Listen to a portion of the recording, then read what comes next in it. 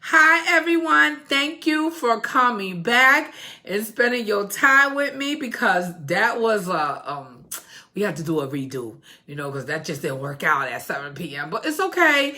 My name is Dr. MF. I am your host tonight at I Write For You Now, Sunday Share. And instead of being 7 p.m., it is 8 p.m. So we just had to do a redo. But I definitely wanted to do this because I was just dropping so much jewels and nobody could hear it, right? So I'm like, I got to do it again, for my peeps on Facebook Live and everywhere else that's going to hear this because I do be on YouTube as well. So before I start, let me just put on my glasses because I'm not going to front like, I can't see that I can see and I know I can't. Everything looks a little bit brighter. Okay. So today I was telling you, like in silence, about the 7 steps to create an online course. So let me start again. All right, there are 7 steps, people, that you can take to create your online course.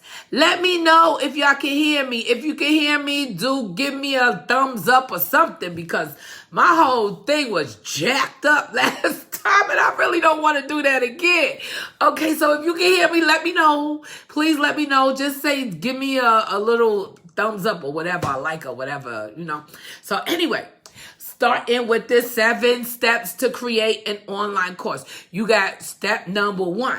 You want to choose the right subject. You want to be an expert in your subject when you create your online course.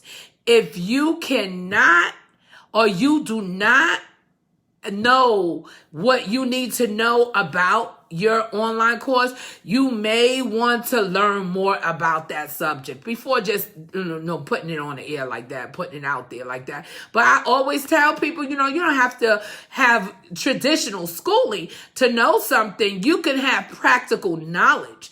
I know several people in their field that are experts without even having to go to school because they've been doing the work for over 10 or 15 or even 20 years.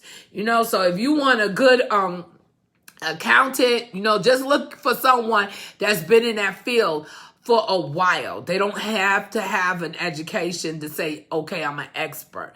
All right. So number 2, on testing your idea. You want to test your idea. So if you have a course and you have a topic, you definitely want to test that topic to see if people are going to like it. And the best way to test your topic is to actually find out, engage your target audience. All right. So you want to know, who is my target audience? Where do I get my target audience from? You're going to get your target audience from here, right here on Facebook. Okay. So you're going to go to Facebook. You're going to go to Instagram. You're going to go to all the social media platforms that you know that you can get an audience that may like or may not like what you do, but that's the only way you're going to find out if they like what you do and what your course is about, is to ask. Okay, so once you ask, you'll definitely find out the right information, right? So the social media target audience, you want to look up their age. You want to do a gender, make sure man or female, whatever. Then you want the level of education and employment status. So you got to look at target audiences. And everybody into their own thing. I have a friend that has a all-gay church. That's cool. If you into church and you gay and and you feel like, okay, this is some place that is going to support what I do and who I am, to each his own. And I definitely I want people to come together and do whatever they want to do, but you must find a target audience that people are going to support you.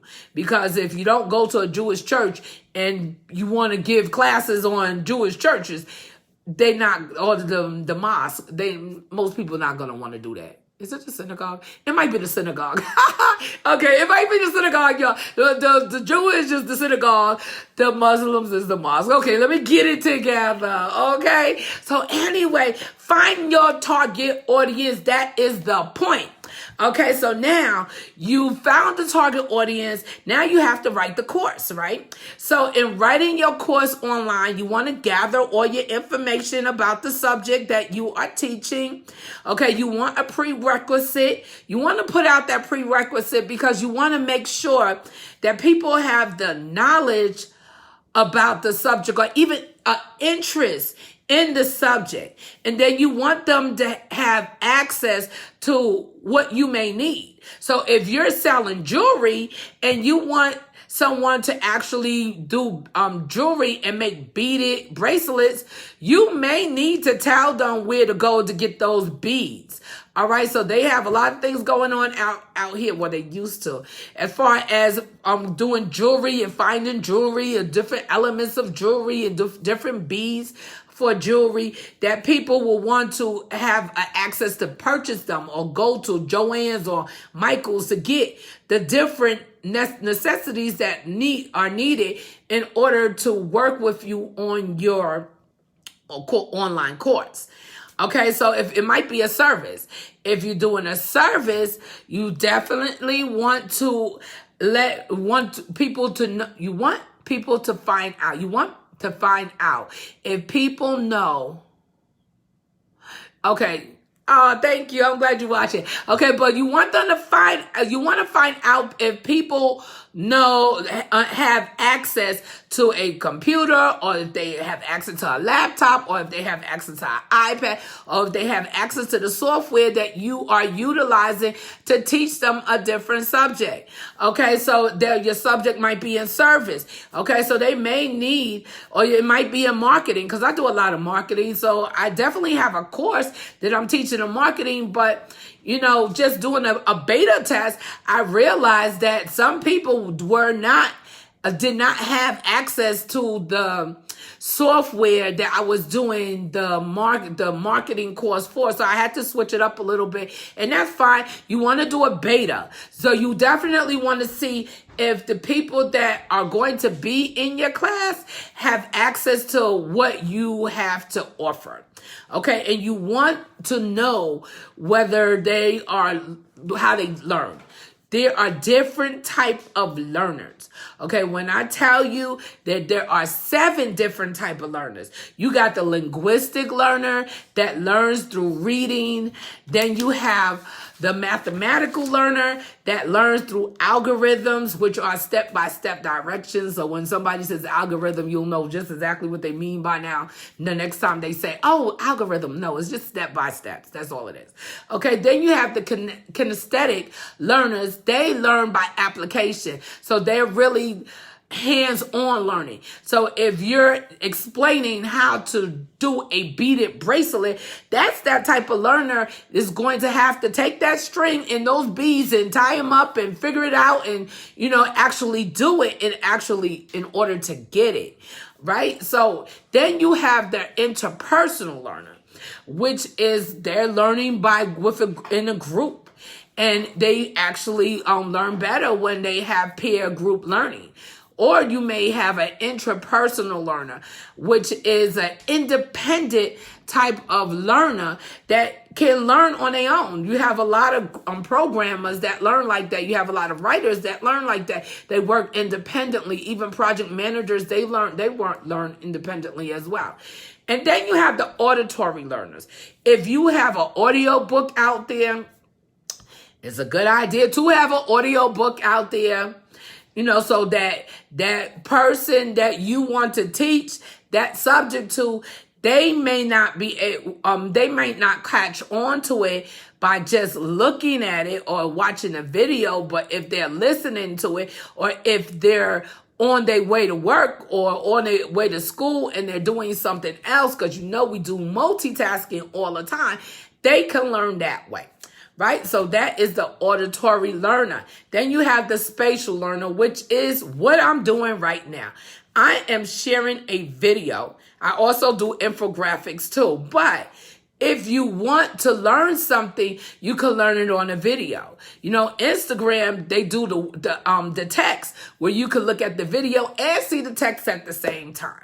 All right. So that is the different types of learners. So there's 7 types of learners, and there's 7 steps in creating an online course. So we're up to step number 5.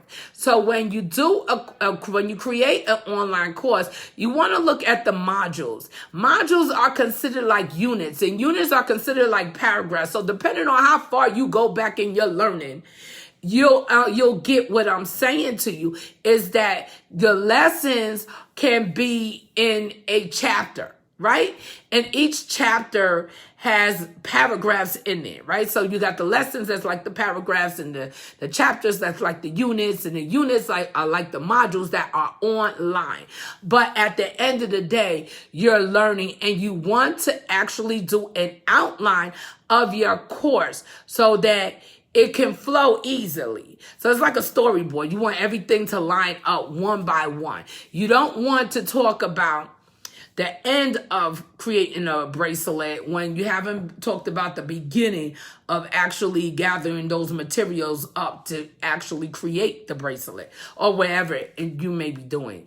All right. So you want to journal, because journal is the best way of actually finding out if someone gets what you're teaching.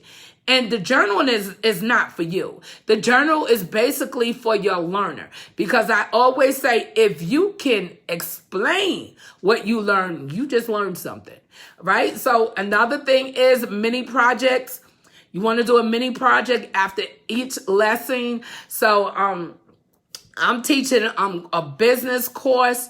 So at every business lesson, I'll have one of my clients or the participants do something so that it can help along their business, because that's what it's all about. You want to help people grow. So you just don't want to give a class and know they're just taking a class and they're not doing anything with it. You want to make sure that they're applying your class or what you're teaching to their everyday life so that it can improve their business.